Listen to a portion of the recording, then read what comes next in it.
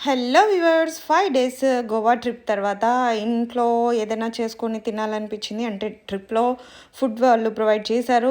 బానే ఉన్నింది. అయినా కూడా మన ఇంటి ఫుడ్డే కదా!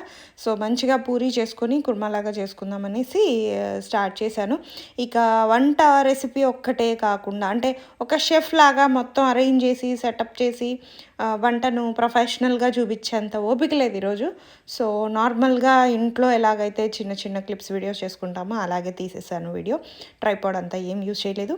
ఫస్ట్ ఒక టిప్ అయితే చెప్తాను. గోధుమ పిండి మనం చేత్తో కలిపేటప్పుడు చేతికంతా అంటుకొని నెయిల్స్‌లోకంతా ఎళ్ళిపోయేసి అలా రోత రోతగా అయిపోకుండా ఫస్ట్ ఒక స్పూన్ తీసుకునేసి, స్పూన్ వెనక సైడ్ నుంచి ఇలా కొద్ది కొద్దిగా నీళ్లు పోస్తూ ఇలా కలిపేసేయాలి. కొంచెం మొత్తం పిండిలాగా లేకుండా పౌడర్ అంతా కూడా నీళ్లు తడిచిపోయేలాగా మొత్తం తడిపోయేంత వరకు కూడా ఇలాగే కలిపేసేయండి.